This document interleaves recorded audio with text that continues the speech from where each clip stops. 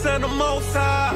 All praise to YAHAWAH, Yahweh. We the saints of the Most High. All praise to YAHAWAH, Yahweh. All praise to the Most High. See these saints, we don't move like most guys. The light here so I can step with closed eyes and still see the enemy coming from both sides. Come to the saints and get sanctified. You ain't holy if you ain't got a saint to ride. I'm a saint for death and a saint for life. So it was probably the same in my ancient life. I was a man of sin that paid the price and still owe. So I'm trying to get my wages right. This for the masses. Yahawah been kicking our asses, cause we're the children of Israel, if you ask us. We the saints and the Most High. All praise to YAHAWAH, Yahweh. We the saints and the Most High. All praise to YAHAWAH, Yahweh. We the saints and the Most High. All praise to YAHAWAH, Yahweh. We the saints and the Most High. All praise to YAHAWAH, Yahweh. Well, and we them saints that sing a new song. It's our people dying every time we turn the news on. It's our people wearing capes, getting their coon on. For the ones who took it on, never putting you on. See, we dealing with the Stockholm syndrome. Talking to my people when they not gonna listen. They listen to these crackers, they got no wisdom, got no flavor.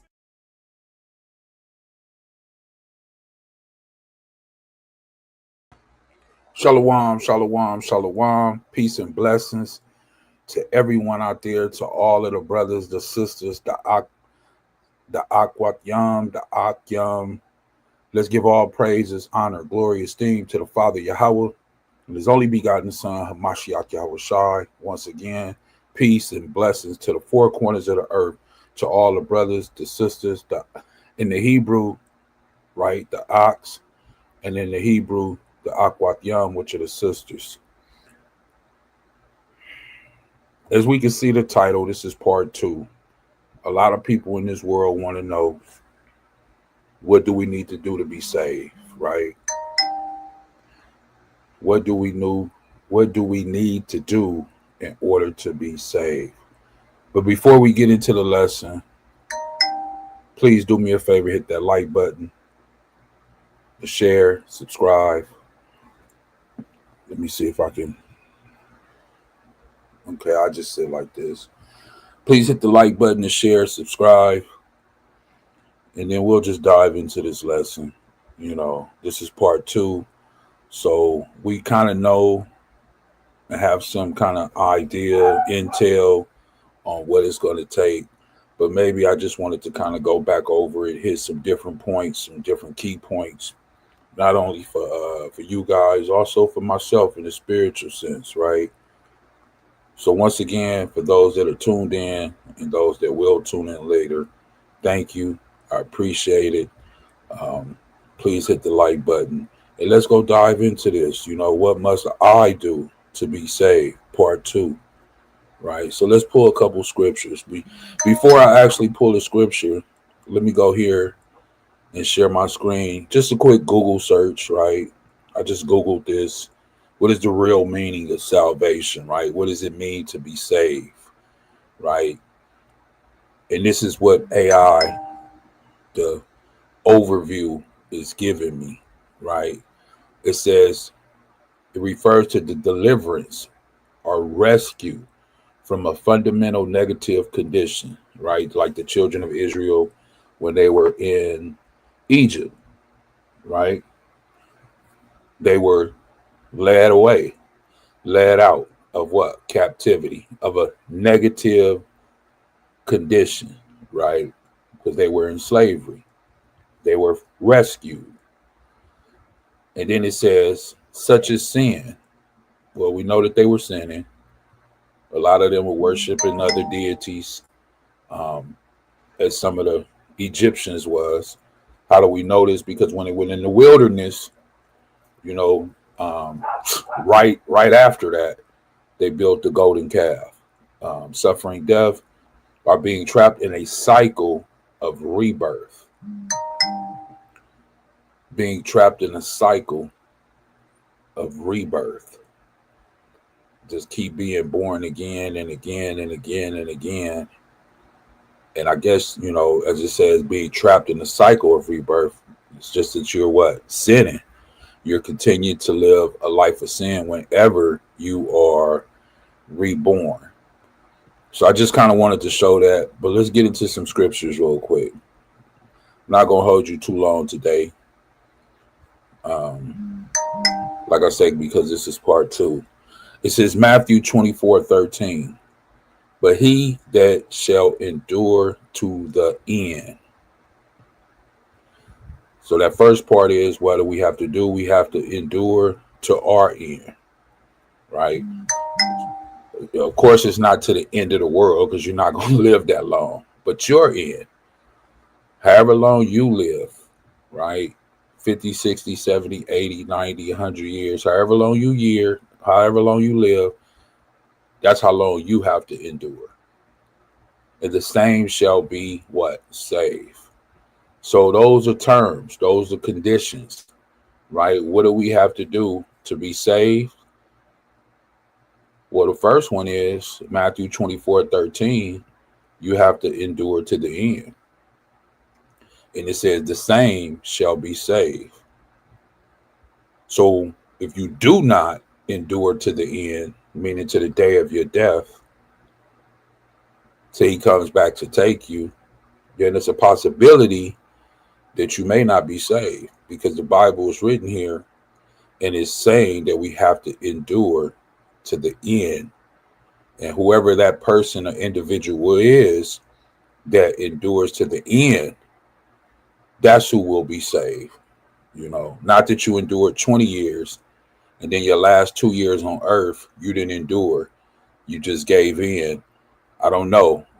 For me personally, the Bible doesn't say that person will be saved. It says the one who endures to the end, right? So we just want to go over these things to get a clear understanding of what is being said here. Let's go back, right? I want to go back here real quick. We're in the book of Exodus, chapter 24. And this is not completely where it all started, but this is where this covenant that the Most High is making with the children of Israel right here and right now, right? About after they're being led out of Egypt, captivity. It says the people affirm their covenant with the Most High. So now the people are coming together and they are making a covenant with the Most High, the creator of heaven and earth, right? So I'm going to start at verse 2, really. But if you read verse 1, and it says, and he said unto Moses, come up unto YAHAWAH, thou Aaron, Nadab. So he wants 70 elders of Israel to come up and worship from afar off. This is what we're going into. Verse 2 says, and Moses alone shall come near to YAHAWAH. Right? So the only one that's really going all the way to the Most High YAHAWAH is Moses. But they shall not come nigh, neither shall the people go up with him. So there was different levels, right? But Moses was the only one that was able to go all the way and basically speak and deal with the Most High. Verse 3. Let me put it all the way up.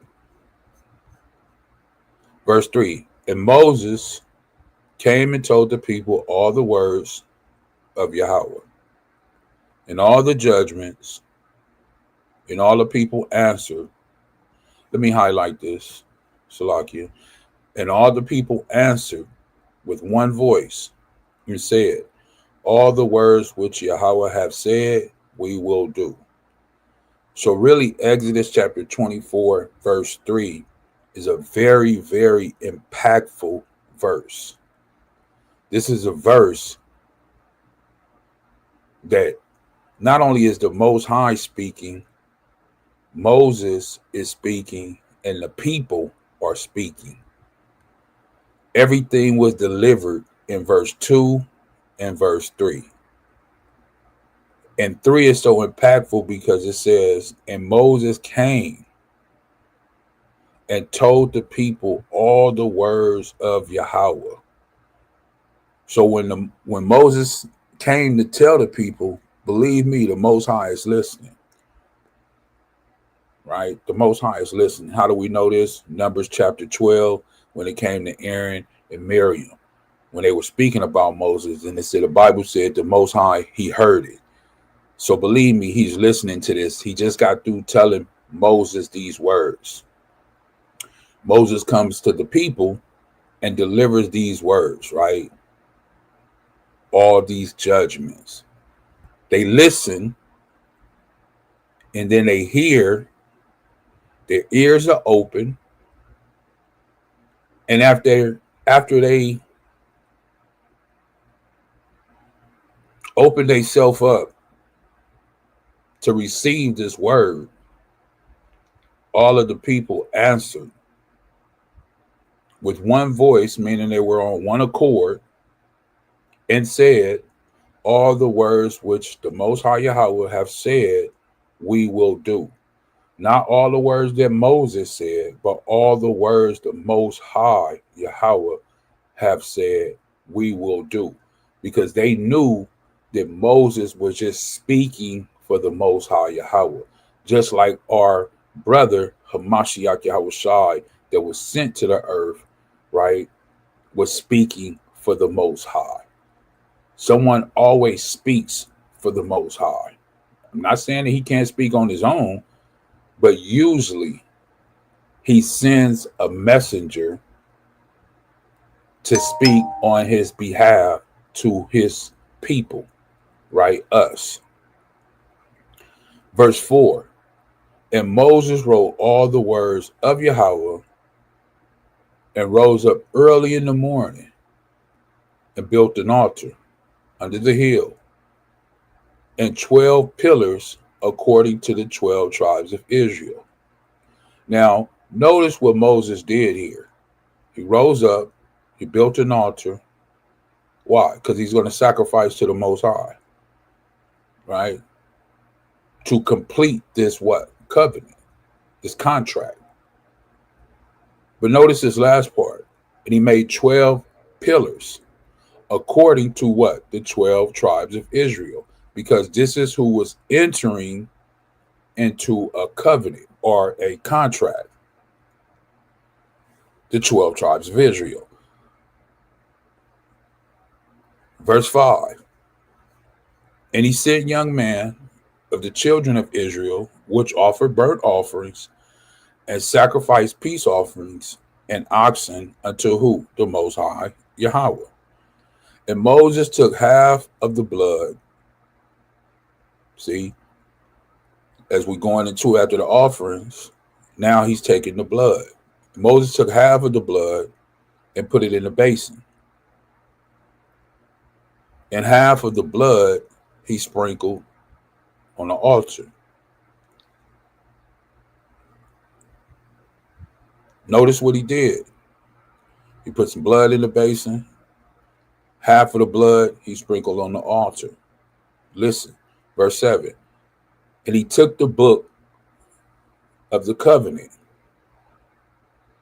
So the book that we have right now, which we consider the Holy Bible, as we're reading about the Torah at that time, because that's what he had, that's what he wrote. It's called the book of the covenant, and read in the audience of the people. So he opened the book, he took the book, opened the book, and now he's reading out of the book. And they said, all that Yahawah have said, we will do. And be what?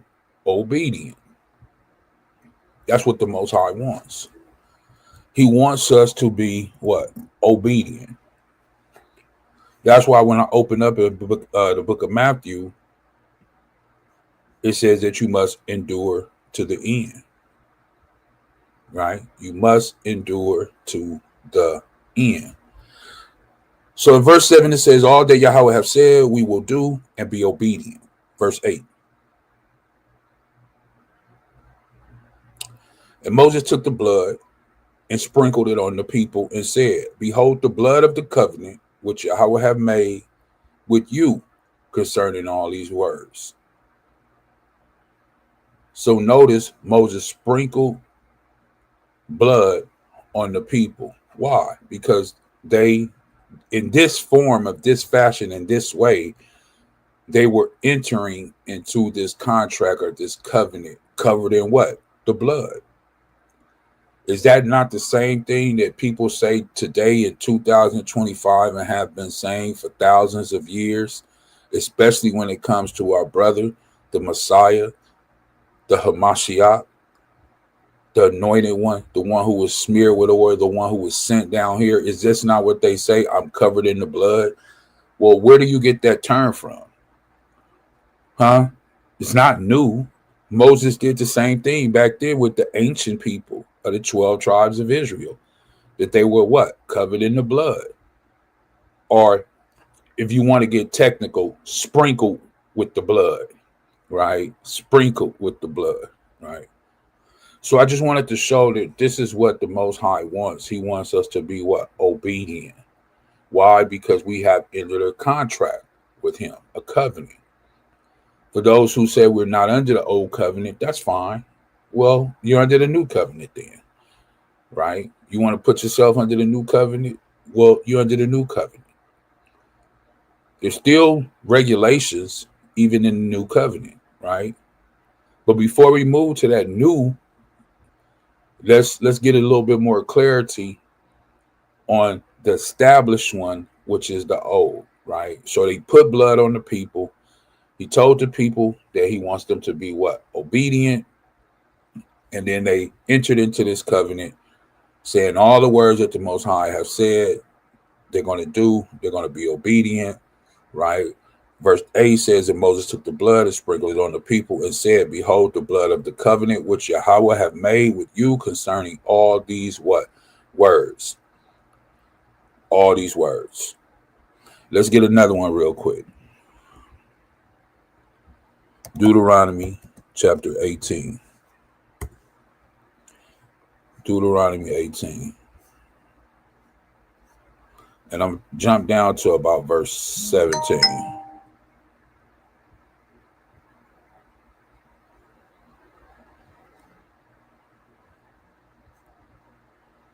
Deuteronomy 18 and 17. And Yahawah said unto me, they have well spoken that which they have spoken. Right? Talking about the children of Israel. Verse 18. I will raise them up a prophet from among their brethren, like unto thee, and I will put my words in his mouth, and he shall speak unto them all that I shall command him. So someone is going to come, a prophet, one of their brethren, right? So meaning he will be an Israelite himself. The Most High is going to put his words, right? The things that he wants to relay to the people, like he did with Moses, in his mouth. And he shall speak unto them all that I shall command him, right? Once again, just as he did with Moses, he's telling the children of Israel he's going to do this at another time later. Verse 19, and it shall come to pass that whosoever will not hearken unto my words, which he shall speak in my name, I will require it of him. So some man, a prophet, a brethren of the children of Israel, is going to spring up one day with the words of the Most High in his mouth. And in verse 19, it says, it shall come to pass that whosoever will not listen, which is hearken, unto my words, which he shall speak in my name, I will require it of him. Who is it speaking about? Let's go to Isaiah 11. Who is he speaking about? The righteous branch. Same thing, right? Deuteronomy 18. Now we're going to go to Isaiah, speaking about the righteous branch, right? Who is it speaking about? Christ, the Mashiach. And there shall come forth a rod of stem out of who? Jesse. And a branch shall grow out of his roots. Jesse was David's father. David was from the tribe of Judah, right? And if you know the story on down the line, This is how Hamashiach came about. This is why it says it's going to come out of what? Jesse. And a branch shall grow out of his roots. And the spirit of the Most High Yahweh shall rest upon him. We know that Hamashiach Yahushai, Christ, had the spirit of the Most High. He had a spirit of what? Wisdom. He had the spirit of understanding, the spirit of counsel, might, the spirit of knowledge, and the fear of the Most High Yahweh. And shall make him of quick understanding in the fear of Yahweh, and he shall not judge after the sight of his eyes, which he didn't do, neither reprove after hearing of the ears. Right? We know he didn't judge like that. For example, the woman that was caught in adultery, well, with the eyes he seen that she was being dragged, brought out. With his ears he heard that she had been caught in adultery, but he didn't judge her like that. Right? He didn't. Matter of fact, he switched it and he told the man that brought her that whoever has not sinned and fell short, stumbled, victim of sin, be the first to cast the stone. Right? We know the story. None of them did. Why? Because they felt the conviction. Verse 4, but the righteous shall he judge the poor. Salakia, but with righteousness shall he judge the poor and reprove, right?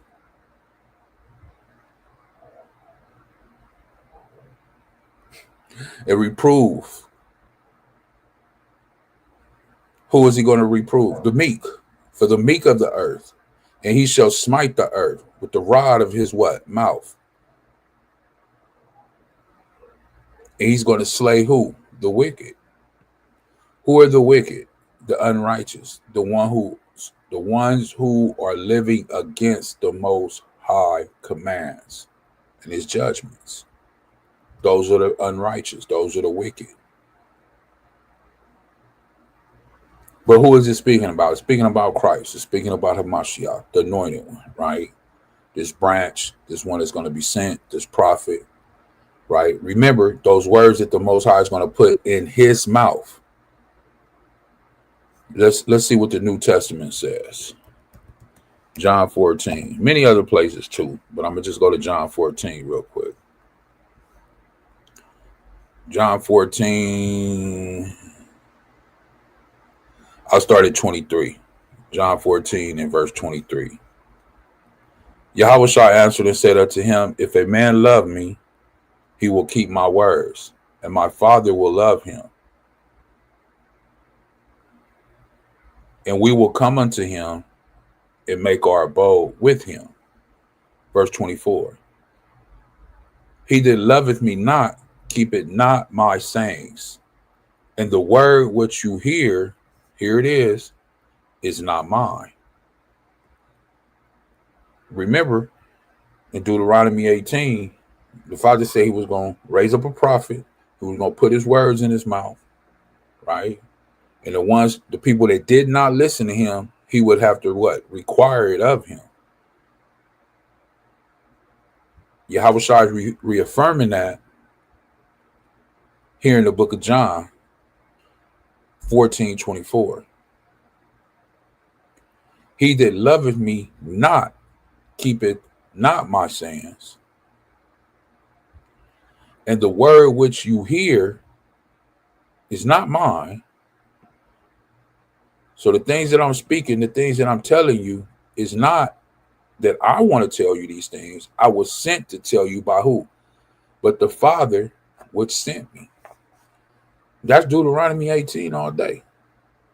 He was sent as a messenger by who? The Most High Yahweh. The Most High. He sent him with those words. Like I said, it's all in the book of John. Let me get another one. John chapter 12, real quick.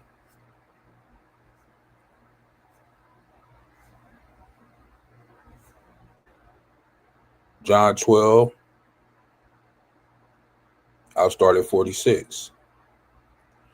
I come a light into the world, that whosoever believeth on me should not abide in what? Darkness, wickedness, evilness, sin. And if any man hear my words and believe not, I judge him not. For I came not to judge the world, but to do what? Save the world. But remember Deuteronomy 18, the Most High said, if you don't listen to this prophet that I'm sending with my words, I will require it of you, right? Remember that. I will require it of you. Verse 48, he that reject me and receiveth not my words have one that judgeth him. See? So Hamashiach, Yahawashi is letting you know, if you reject the words that I'm telling you, which the Father came, or which the Father told me to come and tell you guys, don't worry about it, because I won't be judging you, right? That's why the Father said in Deuteronomy, he will require it of him. And Hamashiach Yahawashi is letting you know, if you reject me and receiveth not my words, here it is, have one that judgeth him. The word that I have spoken, the same shall judge him in the last day. Why? Well, you can see right here, the word that I have spoken, who word? That's the Most High. That's the Father's word that I have spoken. He's letting you know, the same one who gave me these words to speak to you, right? The Father, it said the same shall judge him in the last day. So it will be the Father. Verse 49. For I have not spoken of myself. Here it is right here. Lay it out plainly. But the Father, which sent me, right? He's letting you know, listen, I didn't come and tell you anything that I wanted to tell you. I'm telling you the things that the Father has told me to tell you that sent me. Once again, John 12 and 49. For I have not spoken of myself, but the Father which sent me, he gave me a commandment, what I should say and what I should speak. So everything that Hamashiach Yahawashi spoke, it came from who? The Father. And if you don't listen to it, the Father says that he will require it of you, right? That's back in Deuteronomy. But the beautiful thing about it is that we see it right here also in the book of John. The same thing was quoted in the Torah. The same thing Hamashiach Yahawashi, Christ, is saying right here, right? For I have not spoken of myself, but the Father which sent me, he gave me a commandment, what I should say and what I should speak. Verse 50. And I know that his commandment is life everlasting. Whatsoever I speak, therefore, even as the Father said unto me, so I speak. Which is a very beautiful thing, right? So the same thing is saying in the Torah is the same thing is saying right here in the New Testament. Let's go to another one, the book of Colossians.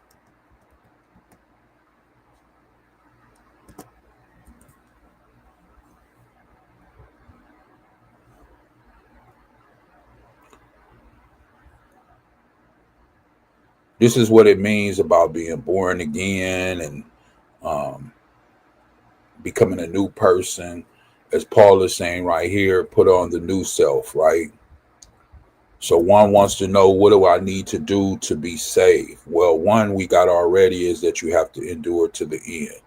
Out of the book of Exodus, out of the book of Deuteronomy, and all those things that we read, we see that he wants what? Obedience, right? So one, endure to the end. Two, be obedient. And as three is coming around, as Hamashiach explained to us in the new, right, covenant or the New Testament, is basically about being what? Born again, right? And this is what Paul is going to, putting that old man away and raising up that new man, right? Being born again. Colossians 3 and 1. If you be then risen with Hamashiach, seek those things which are above, where Hamashiach sitteth at the right hand of the Most High. Set your affections on things above, not on things of the earth. So he's clearly telling us to focus on heaven, or focus on the things above in heaven, or the Shemayim, not on the things here on this earth. For you are dead, and your life is hid with who? Hamashiach Yahushua. What does it mean that your life is hid with him? Well, nobody can really see the type of person or the type of life that you will have in the kingdom or with Hamashiach Yahushua. Nobody can really fathom or think about what it will be or how it will be. So it's hid because you don't know yet. But this life that we're in is dead. We know that we have to put this life to death. When Hamashiach, who is our life, shall appear, then shall we, or Salakia, then shall ye also appear with him in glory. So that's why it's hid right now, right? But later on, it won't be hid. You will be able to appear with him in what? Glory. So nothing will be hid then. If you endure to the end, if you do these things that Paul is speaking about right here, right? Let me get this real quick. Let me change this. I'm gonna change to the New Living Translation because I like the way it presents it right here. Right. Salaki, I blew it up too much. Here it is. So same thing, right? Colossians 3:4, New Living Translation. And when Hamashiach, who is your life, is revealed to the whole world, you will share in what? His glory. Same thing. Verse 5. So put to death the sinful, earthly things lurking within you. So what must I do to be saved? Paul is telling us in Colossians 3:5 that we have to do what? We have to put to death the sinful, earthly things lurking within you. Whatever sinful, earthly thing is lurking in you, you have to put it to death. It says, have nothing to do with what? Sexual immorality, impurity, lust, and evil desires. Don't be greedy, for a greedy person is an idolater, worshiping things of this world. So what must I do to be saved? The lesson, the title, the thumbnail. You can't have or be a part of any type of sexual immoral thing, right? Impurity.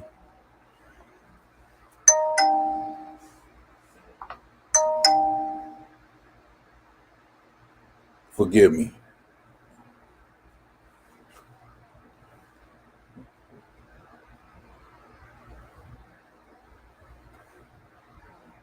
No type of impurity. No evil desires. You can't be greedy. It says for a greedy person is an idolater, right?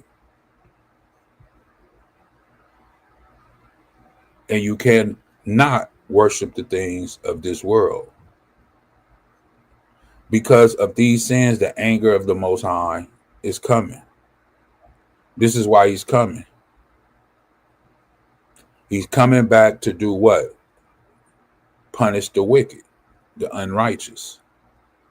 Verse 7, you used to do these things when your life was still a part of the world. So now you're making a change. Remember, born again, putting that old man away, becoming a new man or woman, right? So what must I do to be saved? You have to separate yourself from sexual, anything that has to do with any type of sexual immoral thing, anything that's going to make you impure, right? Any type of lust, any type of evil desire. You can't lust or be greedy and want more than what you have, right? Verse 6, it says, because of these sins, the anger of the Most High is coming. Verse 7, you used to do these things when your life was still a part of this world. Verse 8, it says, But now is the time to get what? Rid of anger, rage, malicious behavior, slander, and dirty language. Don't lie to each other, for you have stripped off your old sinful nature and all its wicked deeds. And what have you done? You have put on, or Salakia, put on your new nature and be renewed as you learn to know your creator and become like him, right? You want to become like who? Hamashiach Yahushua. This is why it says walk like him, right? Walk as he walked. Do as he do, or do as he did. Now, we didn't live with him at that time like Peter and Paul and Bartholomew and Matthew and so many others, right?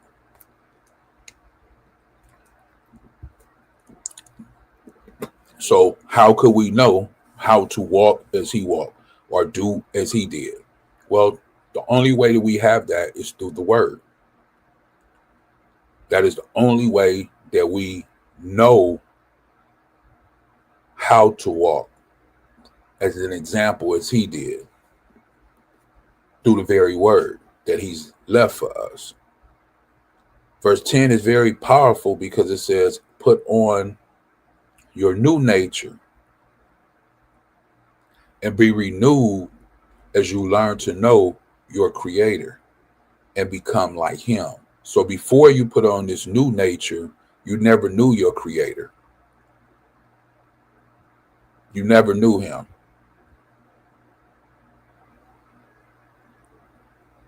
After you put on this new nature and start to be what? Renewed, and you start to learn who? Your creator. You start to understand that, hey, I'm not just here on earth to, get this particular type of job or this particular type of house or home or car or jewelry or take trips, or it's not about that. Now I understand, and I'm learning about not only who I am, but the one that created me and gave me instructions on how to live here on this planet that he created, right? And we know that the planet that he created for us is fallen at this point in time, right? How do we know this? Hold this real quick. Colossians chapter 3, verse 10. We know this because it's written in the book of Psalms that the whole foundation of the earth is out of course, or the whole earth, not just the foundation, Salakia, the whole earth is out of course. So as you put on this new nature and be renewed, you start to learn your creator and become more like him, which is becoming more what? Christ-like. Verse 11, in this new life, it doesn't matter if you're a Jew or a Gentile, circumcised, uncircumcised, barbaric, uncivilized, slave, or free. Hamashiach is all that matters, and he lives in all of us. If you can understand that. Peter says the same thing. Let's go to Peter about this new life. 1 Peter. Right? This new life of being saved. You want to know how to be saved? What should you do? All these things, as Paul just said, as Moses said, we're going to get into now what Peter says. It says living for who? The Most High, right? G-O-D, God, living for the Most High. 1 Peter chapter 4, verse 1, it says, so then, since Hamashiach suffered physical pain, you must arm yourself with the same attitude he had. See, we have to arm and we have to walk as he walked. And he suffered what? Physical pain, right? Especially at the end. Being beat, being mocked, being spat on, whipped, all those things. If you ever watched the the Passion of the Christ, the one that Mel Gibson did, just think about that and what you saw then. I'm pretty sure that that's not even 100% accurate. It probably was worse than that. And the reason I say that is because that's a reenactment. If you ever seen it or watch it at a later time, that's a reenactment. They're only trying to reenact what they believe actually happened, and they're trying to show you. So for me, when I look at that, since it's a reenactment, you can never show how it truly really was. You can only reenact, right, at that point in time, how you thought it may have been. But I'm pretty sure it was worse than that. Verse 1 anyway, it says, so then, since Mashiach suffered physical pain, you must arm yourself with the same attitude he had and be ready to suffer. You have to be ready to suffer. Right? You have to be ready to suffer for it. If you have suffered physically for who? Christ, you have finished with sin. So it's letting you know that you have to be what? Finished with sin. If you have suffered physically for Hamashiach, you have left sin alone. You're no longer a sinner anymore, or considered a sinner anymore, because you have finished with it. Verse 2, you won't spend the rest of your life chasing your what? Own desires.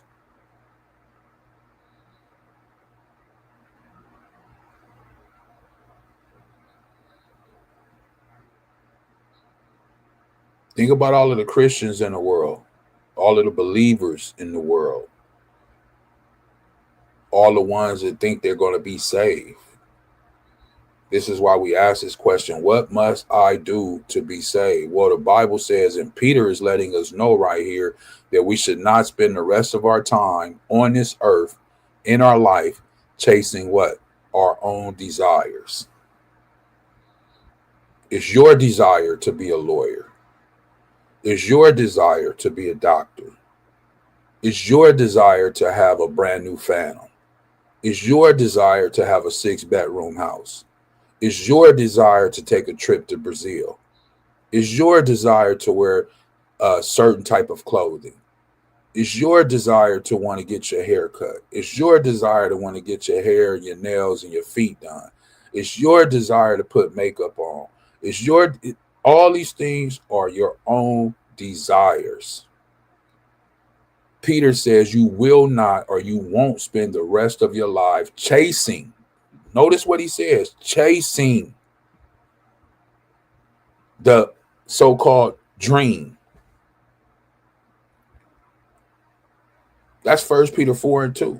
You will not, or you won't spend the rest of your lives chasing your own desires, but you will be anxious to do the will of the Most High. So your own desires are put to the side now. They're non-void, right? Void that out. It doesn't matter anymore.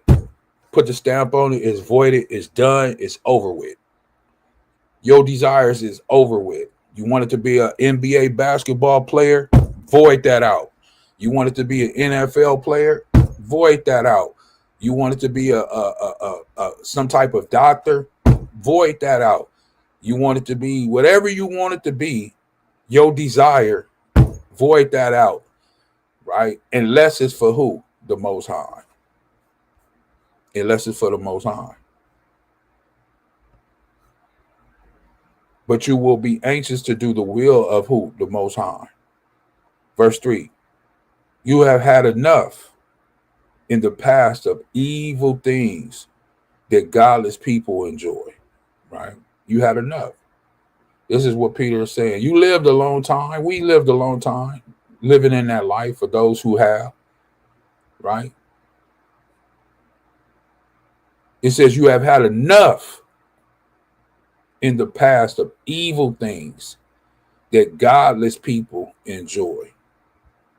We have to think about this. Have we had enough? Have you had enough? Right? that godless people enjoy? What are some of the things that godless people enjoy? Well, Friday nights, they go out to the certain kind of clubs, right?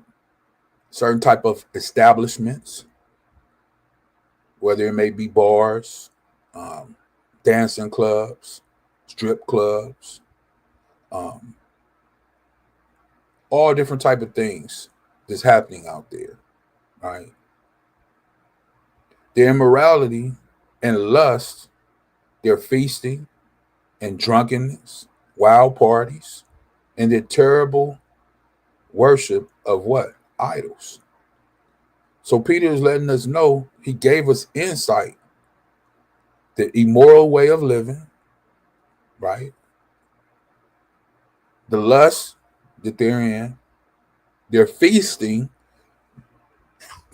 right? Their feasting, their drunkenness, wild parties, and their worship of idols. So we can't be a part of none of these things, right? Because he lets us know this is what godless people enjoy.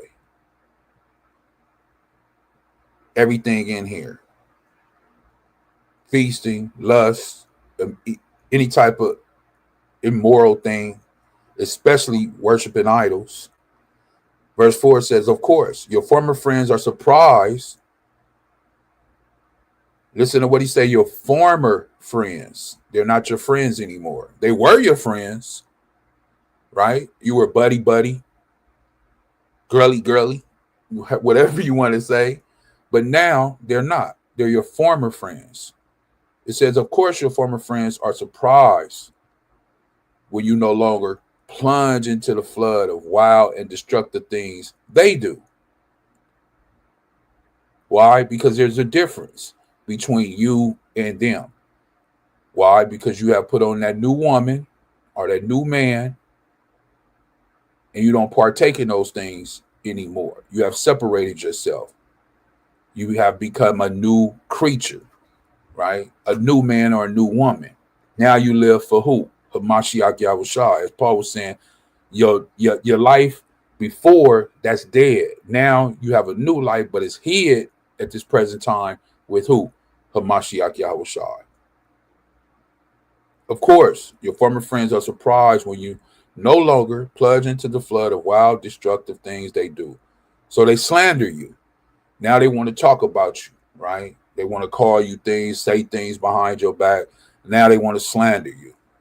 But Peter says in verse 5, but remember that they will have to face the Most High. Don't worry about it. They got to face the Most High for all those things that they said. And remember what I said in Numbers chapter 12, when Aaron and Miriam was speaking about Moses, it say he heard it. So the Most High hears. So don't worry about it. This is why Peter said, but remember that they will have to face the Most High. Don't worry about that. Let them slander you. Let them talk about you. Let them put you down. Let them call you names. Let them, whatever they want to do, that's okay. Don't worry about that. Peter says, remember that they will have to face the Most High, who will judge everyone, both the living and the dead. This is why the good news was preached to those who are now dead. So although they were what? Destined to die like all people, they now live forever with the Most High in the what? Spirit. So remember those things. So Paul is letting us know. Peter is letting us know. Moses is letting us know. Let's go to another prophet. Let me stop here. Let me stop sharing that. Right. And let me go to another one. Let me share my screen.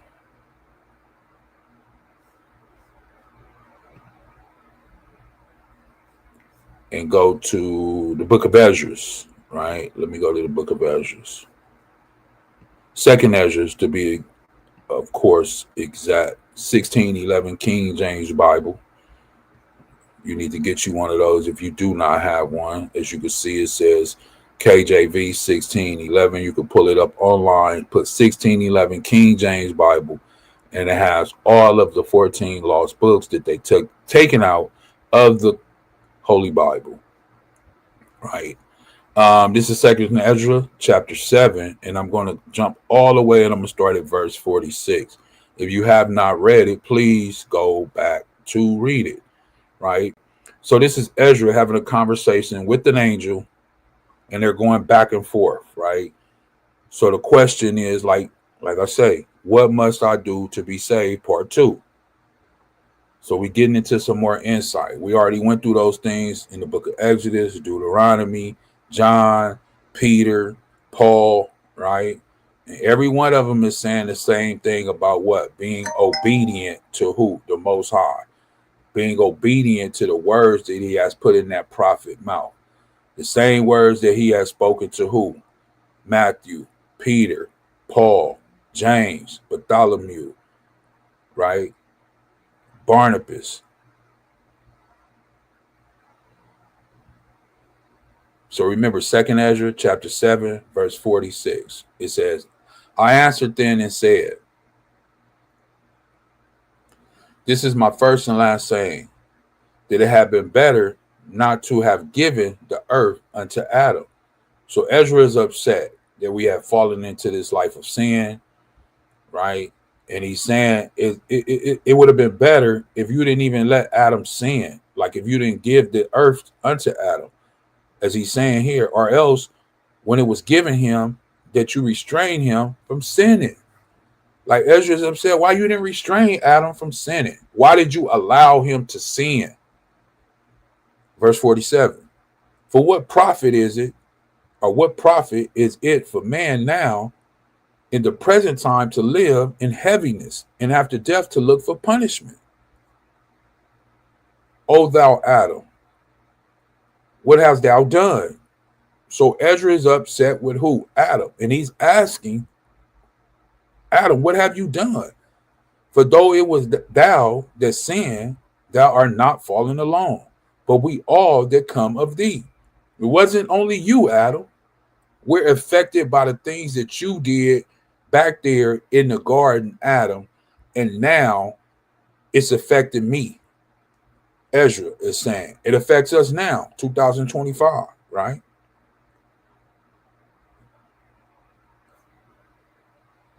For what profit is it to us if there be promise in an immortal time, whereas we have done the works that bring death, right? We sinned against the Most High. And that there is promised the everlasting hope, whereas ourselves, being most wicked, are made vain. And that there are laid up for us dwellings of health and safety, whereas we have lived wickedly, right? We have lived wickedly against the Most High, Yahawah.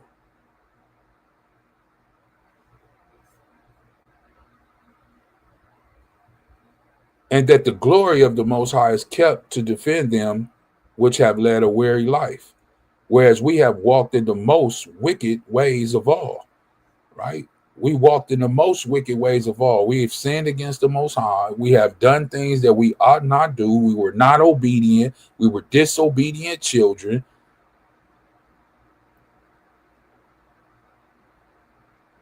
This is why he says in the book of Jeremiah, turn thou, O backsliding children, Israel. Verse 53. And Salakia, and that there shall be showed a paradise whose fruit endureth forever, wherein security and medicine, since we shall not enter into it, right? That paradise, the kingdom. For we have walked in unpleasant places, and that the faces of them which have used abstinence shall shine above the stars, whereas our faces shall be blacker than darkness. Why? Why will your face be blacker than darkness? Verse 56. For while we live and committed iniquity, sin, we consider not that we should begin to suffer for it after death. We don't think about those things as we live life on earth, that we're going to suffer for the very things that we did in this body. After we leave this body, we're going to be judged on those things and we're going to suffer for it. We don't think about those things. right? People don't realize and they don't want to talk about it and think about it. Why? Because they don't want to think about the suffering that they're going to have to deal with. No matter whether you thinking about it or not, it's going to happen. So wouldn't you want to know? Verse 57. Then answered he me and said, this is the condition of the battle which man that is born upon the earth shall fight. Right? So we are in a fight, like Paul spoke about, like Peter spoke about, and you have to be a renewed person, a born again person, male or female. That's what the rebirth is. 58. That if he be overcome, meaning you're overcome by your sin, you give in, you fall into your sin, he shall suffer as thou hast said, right?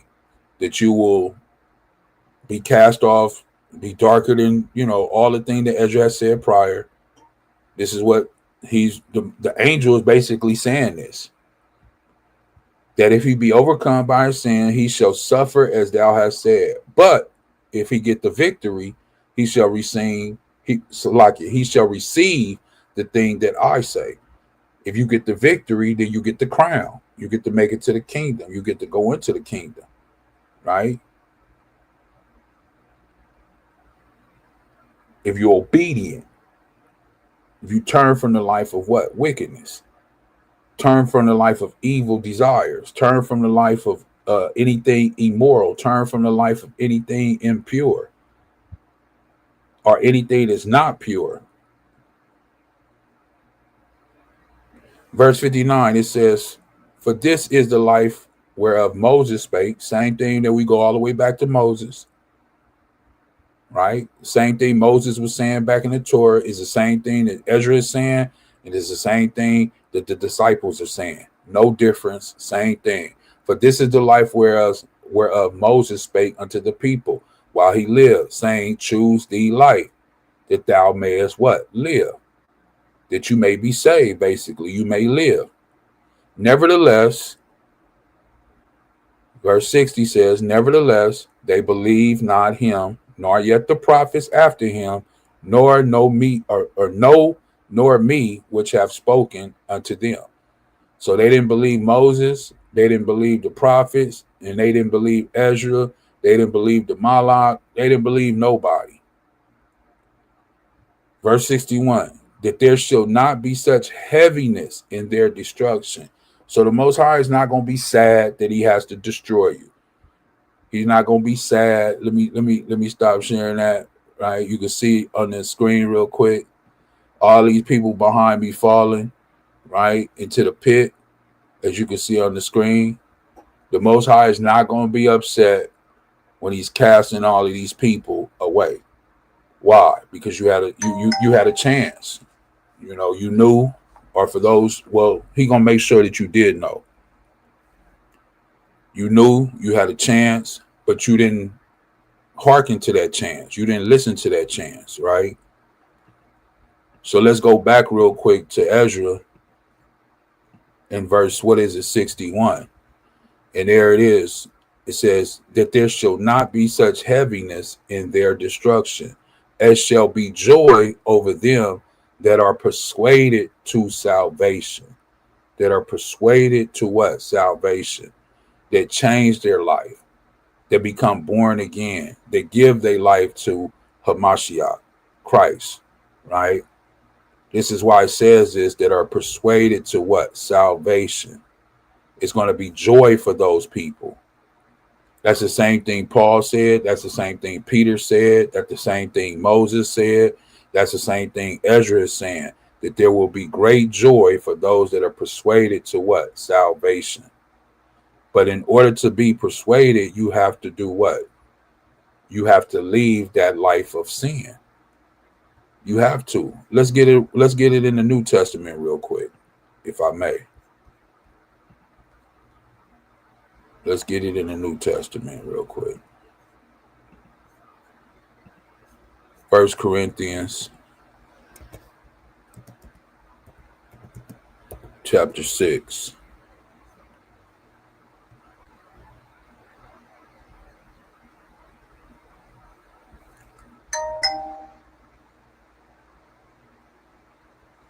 First Corinthians chapter 6, and I'm going to start at verse 9, right?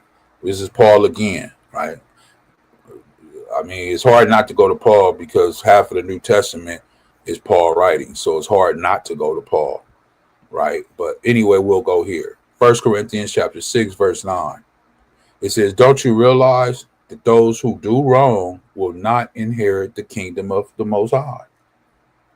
He wants us to understand, and he wants us to know that the people on this planet Earth that do wrong will not inherit the kingdom. It says, don't fool yourself, right? And this is for all of us, me included.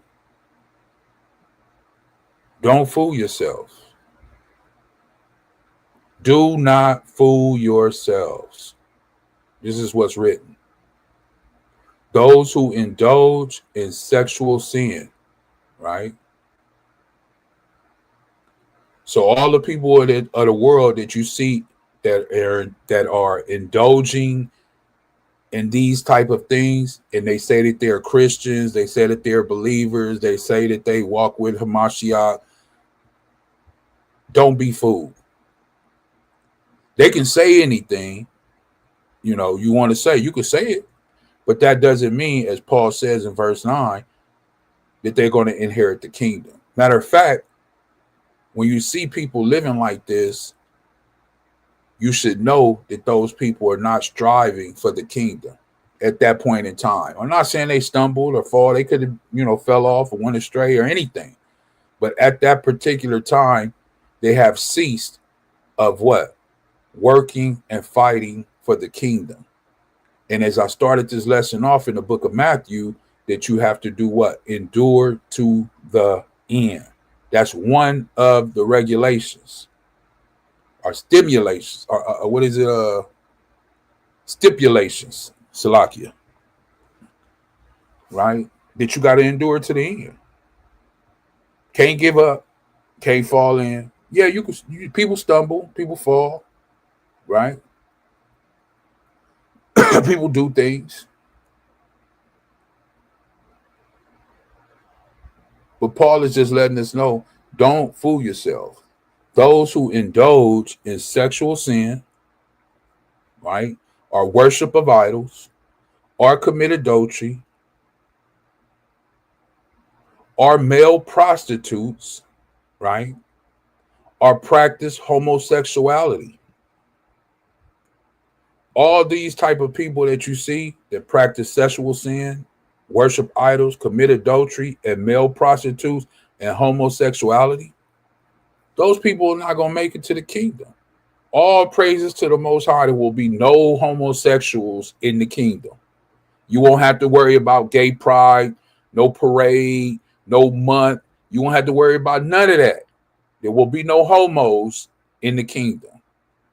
There will be no male prostitutes or female prostitutes in the kingdom. Nobody will be committing adultery, meaning nobody will be sleeping with another man's wife.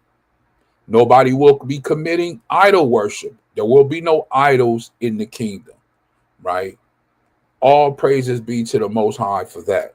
Verse 10 says, are thieves. There will be no thieves in the kingdom, right? You don't have to worry about somebody stealing something you have. Why? Because there will be no thieves. Or greedy people. Won't be any greedy people. No drunkards, right? There will be no winos. There will be no alcoholic anonymous. There won't be a need for that because people will not be drunk. Or abusers, abusive, or cheat people. None of these will inherit the kingdom of the Most High. None of these will inherit the Most High, the kingdom of the Most High. They won't inherit the Most High either if they're not in the kingdom, right? And that's right there in 9 and 10. You can pull it up for yourself. You can see it on the screen. That's why he says, don't fool yourself. A lot of people say a lot of things on this earth. Don't be fooled, Paul say. You see these people and they claiming they going to heaven and they living a life like this, especially them people that say homosexuality and they say they Christians. And they living a life, not trying to fight it, not trying to get out of it, not trying to. I'm talking about they practicing. That's why it says practice. You know, they in it. They out there with the rainbow flag waving around. You know, all that they do, right? Are male prostitutes out there selling their body. But let's jump down to verse 11. It says, some of you were once like that, right? We was all once like that. Never homo, but sexual sin, worship of idols, you know. I wouldn't know male prostitute. I don't think.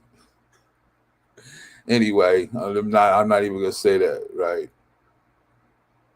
Drunkards, cheat people. Paul says in verse 11, some of you were once like this, right? And we have to agree. We have to raise our hands when you read some of those things. Some of us was once like this. Some of us have those qualities. We had those qualities, right? If you want to be honest. Verse 11 says, but you were cleansed, right? We're looking at it on the screen. And the reason I pulled it up because I want everybody to see 9, 10, and 11 for those who watch it at a later time or whatever, right? But you were cleansed. You were made holy. Uh-oh. Listen to what Paul is saying. You were cleansed by what? How can you be cleansed? If you were filthy, how can you be cleansed? It ain't the water that's cleaning you. Because John said, I came baptizing with water, but it's one that's going to come after me that's greater than I. And he going to baptize you with fire. And we know in representation in the Bible, the fire represents what? When they purge you, right? They got to put you into the furnace. For example, like when you go to the pawn store and they give you some gold, what you do? You put acid on it. You want to see, right? And then a lot of times what they do, they melt the gold down to see if it was any impurities in it. Put it back liquid, and then once it get cold again or gets to a certain temperature, it hardens. Right? But you know it's good then, and then you molded it to what you wanted it to be at that time, right? This is why Paul says some of you was once like that. As we read in the Colossians, as we read in Peter, you got to get rid of those things. As we read right here in verse Corinthians 6 and 9, you got to get rid of those things. You got to get rid of the sexual sin. You got to get rid of the adultery. You got to get rid of being a prostitute. You got to get rid of being a thief, right? Put them away. We work on it day by day to fight what? The good fight, right? We just work on it day by day.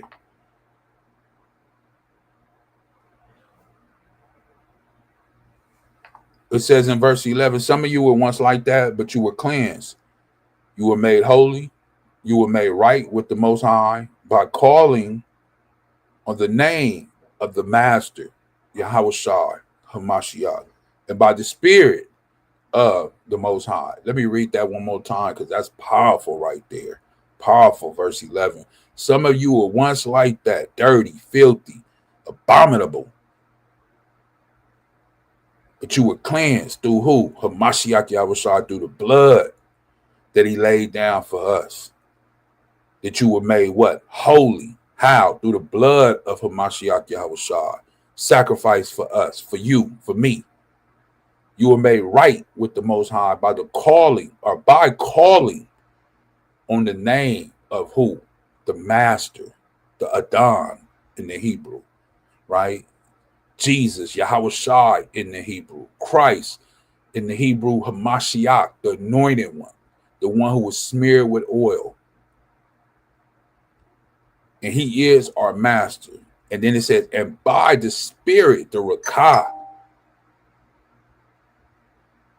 of who? The Most High, Yahweh.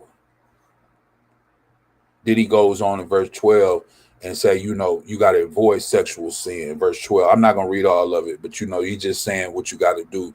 You say, I'm allowed to do anything, right? I'm saved by grace. I'm saved by grace. I'm allowed to do anything, but not everything is good for you. And even though I'm allowed to do anything, I must not become a slave to anything. Uh-oh, gotcha. You can't become a slave to anything.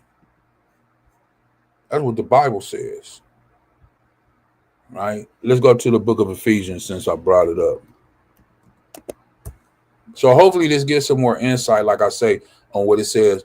What must I do to be saved? Well, you got to be obedient, and you got to endure to the end, and you got to get rid of the sexual sin. You got to get rid of the drunkenness. You got to get rid of the lust. You got to get rid of the being a thief. You got to get rid of a lot of different things in order to enter the kingdom of heaven, in order to be saved, right?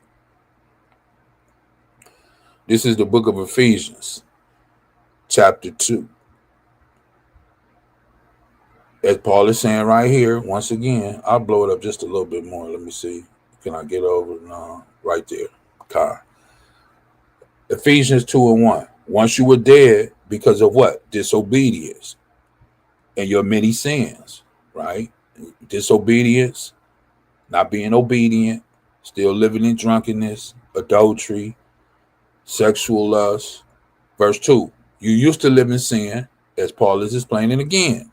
Corinthians, Ephesians, Peter, James, right?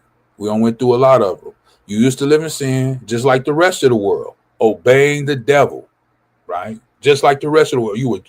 We were just like the rest of the world, no different. Celebrating Christmas and Halloween and, your birthday, your mama's birthday and your kid's birthday. And you were just like the rest of the world, obeying the devil, the commander of powers in the unseen world. He is the spirit, or Salaki, he is the spirit at work in the hearts of those who refuse to obey the Most High, right? He is that spirit at work. So when we go off, just know that it's the spirit of who? The devil, Ahchwathyam, Satan, working in us. And we got to fight against it. Fight the good fight, right? Verse 3. All of us used to live that way, following the passionate desires and the inclinations of our sinful nature. By our very nature, we were subject to Elohim's anger, just like everyone else. Verse 4. But the Most High is rich in mercy, all praises. And he loved us so much, all praises to the Most High Yahawah, his only begotten son, Hamashiach Yahushua, that he is rich in mercy and that he loved us so much that what? He saved us. That even though we were dead because of our sins, he gave us life. When he raised Hamashiach from the dead, it is only by Elohim's grace that you have been saved. It is only by what? The Most High's grace that you have been what? Saved. But even so, it says that even though we were dead because of our sins, he gave us life when he raised Hamashiach from the dead. Verse 6, for he raised us from the dead along with Hamashiach and seated us with him in the heavenly realms because we are united with Hamashiach Yahushua. How are we united? We just read it all through the Bible, right? Covered in his blood. When he speaks those words, you have to hearken, you have to listen, you have to do away with those sinful things to become a new one, a new person. Put your life for Hamashiach. Don't live to your desires. Verse 7. So the Most High can point to us in all future ages as examples of incredible wealth of his grace and kindness towards us, as shown in all he has done for us who are united with Hamashiach Yahushua. Verse 8. The Most High saved us by his grace when you believe. The Most High, the Father, Yahweh, saved by what? You, by his grace. So the only reason you saved is by the grace of the Most High. Nothing you could do, nothing you have done. It's just through the grace of the Most High that you've been saved when you believe. And you can't take credit for this. It is the gift of the Most High. You can't take credit for it. Nothing you did. Verse 9, salvation is not a reward for the good things we have done. So none of us can boast about it. You know, don't go out there boasting. Oh, I turned from my sexual sin. I ain't a sinner no more. I don't commit adultery no more. I'm this and I'm that. And no. Don't boast about nothing. Be grateful. Be thankful. It was the grace of the Most High, the mercy of the Most High. His only begotten Son, Hamashiach Yahushua, who really put the work in for you, right? So you really should say the water, thank you, not only to the Abba, right? The water Abba, thank you, Father, but not only him, to your brother too, the water Hamashiach Yahushua, for all that he did, the pain, the suffering that he went through, laying down his life, hung on the tree, beat, spat, mocked, right? And all that he had to do on the spiritual side, that I have no idea about the work that he had to put on the spiritual side. Having to clean up our mess, our sins. So once again, in verse 9, it says, salvation is not a reward for the good things we have done. So none of us can boast about it. Verse 10, for we are Elohim's masterpiece. He was created, Salakia. He has created us anew in Hamashiach Yahushua, so we can do the good things he planned for us long ago. So we're just doing what we're supposed to do, right? But you're not getting no reward. You're not getting, like, he already did what he was going to do for you. It's just now, you know, once you get the understanding, it's time for you to turn and do what you need to do, right? And turn from the wickedness, right? So what must we do to be saved? Well, we have to be obedient. We have to give our life to Hamashiach Yahushua. We have to endure to the end. We have to turn from a life of sin and walk as Hamashiach Yahushua walk, right? Walk as Christ walk. Hopefully this message was edifying. Like I said, I just wanted to touch bases on it again a little bit. And I'm so thankful that I was able to, giving praise and honor and glory esteem to the Most High Yahweh, his only begotten Son, Hamashiach Yahushua.